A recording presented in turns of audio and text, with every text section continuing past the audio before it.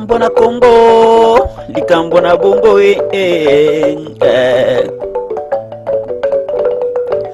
likambo na Congo, likambo na bongo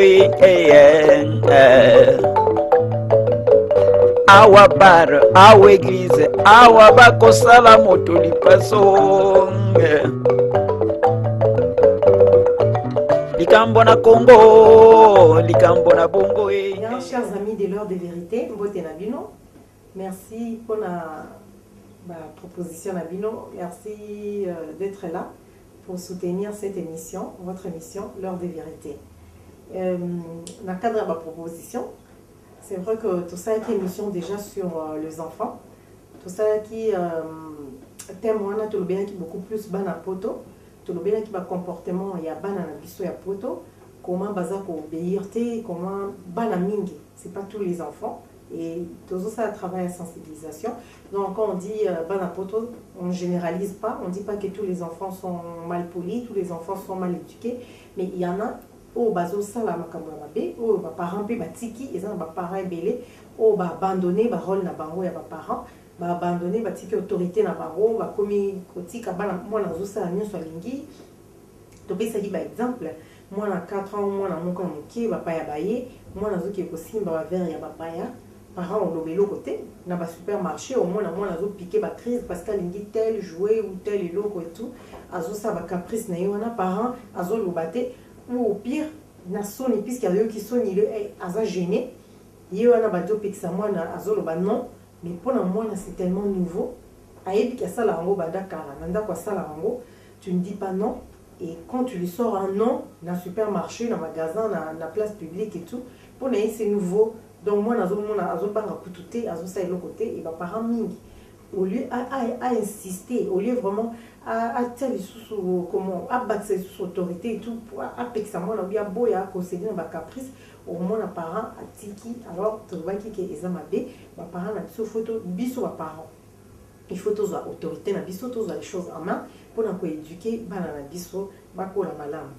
Pour te l'obaki en comparant à l'époque où il y a là. Même temps que tous les là où vraiment des années tous ans à moi sima au moment où moi nata yaya ya quartier maman à quartier papa quartier azolo bana ou le bélo côté mais les lots je pense pas que même attaque tout bande sur à la pototé même la niveau à qui ne peut au côté le matin ou peut que ça moi la moto peut que ça jeune fille jeune garçon si comme ça la beauté l'autre je pense qu'à côté le mélange on va répondre à ma bé tout ça pourquoi bana ba commis on dirait laisser aller mon coisa na bana na biso et puis laisser aller ça côté à ba parents ils sous au bazo tolérer ba bloc en tengwana bazo tika tout changer.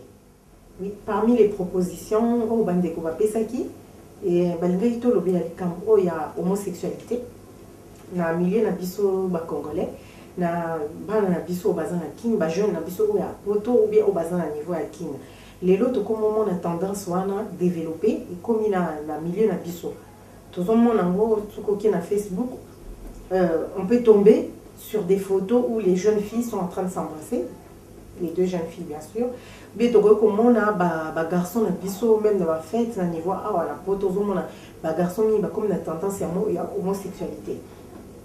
Pour les chrétiens, parce que c'était un débat, pour les chrétiens, c'était catégorique, donc c'était non, on ne peut pas tolérer ça. Pour les biso toti kabango, babungi sa culture, nous, tous beaucoup plus hétéro. Donc moi si dans mon bali, et puis les chrétiens c'est comme ça.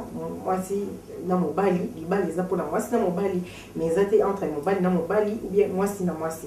Mais après, est-ce que mes parents ont la possibilité ou il y a quoi empêcher banana bango ba qui a tendance wana oyo ba te belé ba lobi que c'est une déviation hein, que l'homosexualité c'est une déviation biso toza wana juste pour quoi interpeller que influence il y a culture au tozo vanda à na poto influence il y a je sais pas colonisation ou bien civilisation ou biso to lingi to mais catholique to comme civilisé to lingi to comme tous la culture ya mindele tous nyonso a to adopter peut-être qu'il y a ngonde des autres là qui ba tendance wana comme à niveau ya jeunesse na biso ba na belé ba comme ba au moins ba garçon bien ba fille ba comme ba lesbienne si eloko nini o biso ba parents eloko nini o communauté na biso ba o baza d'accord qu'est-ce qu'il faut faire pour ne pas empêcher makambo ya ndenge wana esalama. Myriam azana ba réponse nyonso te. Donc c'est le coup les autres travail de sensibilisation nazo lobela tozo loba et vous aussi vous devriez réfléchir bino pe bo réfléchir bande connait surtout mika ko réfléchir pour to luka solution na problème oyo. Donc tokoyo kotika te jeunesse na biso et kenende yoana. Je pense que même pour une mère, même pour un père, tant à boti mwana nae ne bande comme ça. Tu peux pas t'attendre qu'un jour, à comme homo, un jour, à comme lesbienne. C'est vrai qu'on ne choisit pas. Biso toujours choisir. Mais éducation, il faut aussi base. Ezala, bana base à la base, moko ya makasi. Bana bako la, yo moko nde mozo kolisa bango, nde mozo former bango. Yango ane kosala ke perso ba forger personnalité na bango. Base à la paix, base à former la vie, même. Bakokuta na ba problème epele bakokuta na ba makambu ba ami ba influence ya libanda ba ceux baza forger baza bien formé. Je pense que bana ba otika la kaka ndenge oyo formé bango. Donc to meka ko solo là to solara beaucoup plus to sensibiliser ba jeune na biso to sensibiliser bana na biso o bazo ke na tendance wana ya homosexualité bien ba lesbienne. Donc c'était un élément parmi o bandiko balobaki to meka kolobela na sujet na biso ya lelo. Et autre chose ezalaki na niveau ya ba tatouage lelo tozomona bana ba jeune ebele na ba tatouage na niveau ya lokolo na tatouage na niveau ya épaule na niveau ya hanche. Là c'était une photo ezalaki publiée sur Facebook, ezalaki photo moko ya 5 jeunes filles na niveau ya kin bakangi photo bazaki bango nyonso na tatouage na niveau ya bassin. Donc tozomona même tendance wana bana oyo non bazana na âge kutu bazana ba mineurs en plus, c'était des mineurs.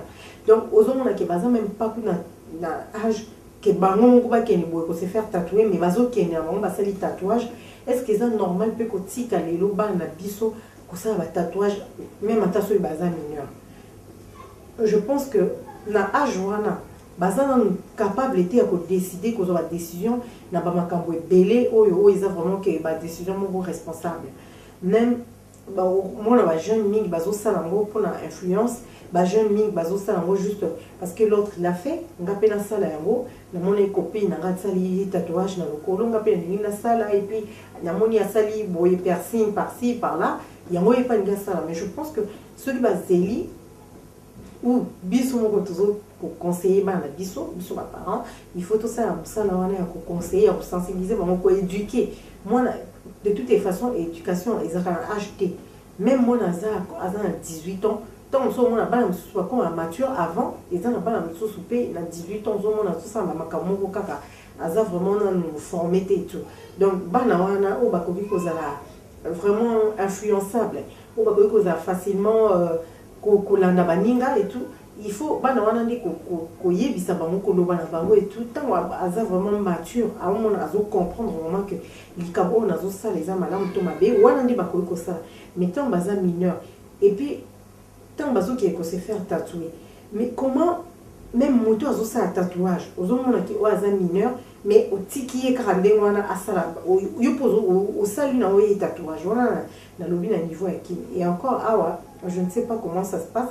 Et je ne peux pas vous dire, je ne peux pas commenter. Mais on a maîtrisé, mais à niveau avec pour la monnaie qui photo, on a tombé sur cette image-là, où c'était des jeunes filles, quand il photo, on a tatouage, on a niveau à bassin. Aux hommes, on a qui basé pas la miquée.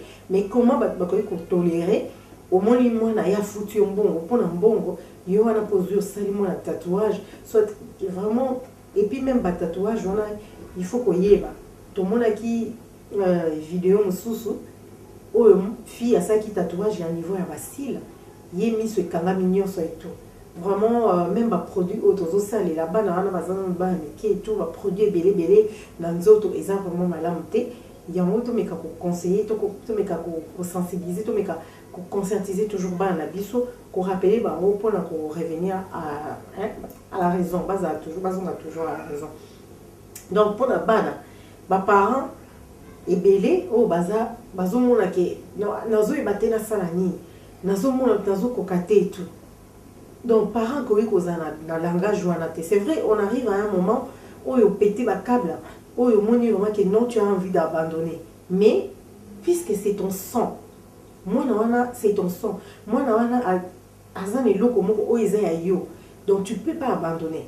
Okoyi kotika te parents koyi kotika te alobaki mwana koyi kolekela te jamais parent mutu. Ata azan mutu makasi, ata awaya komi soki nani bazulu akomi soki New Jack akomi soki kuluna ou enfant de comme le niveau wana au moins encore na ba enfant de la rue, c'est vrai que ba comme na libertinage moko vraiment na excès quoi parce qu'il va za na mutu sous te mais moi na oza na kati ya ndako.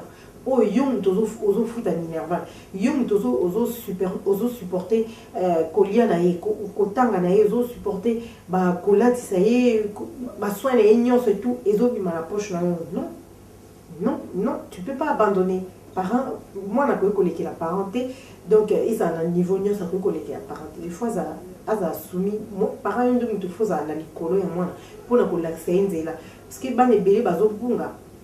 Et ça, pour l'influence, il y a des amis.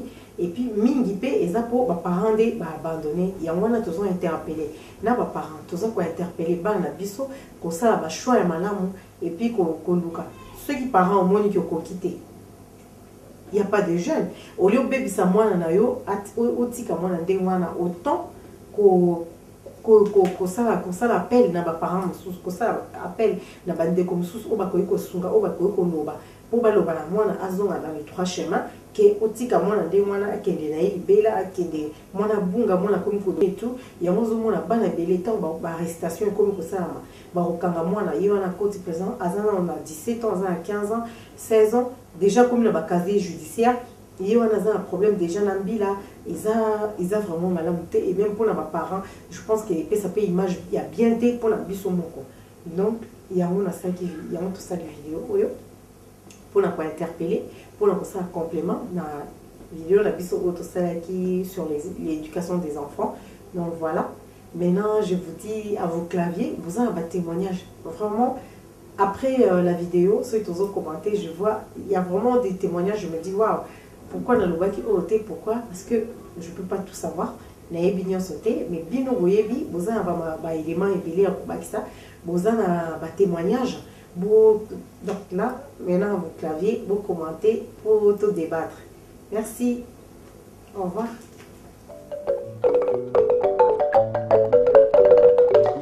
Likambo na Congo, likambo na bongo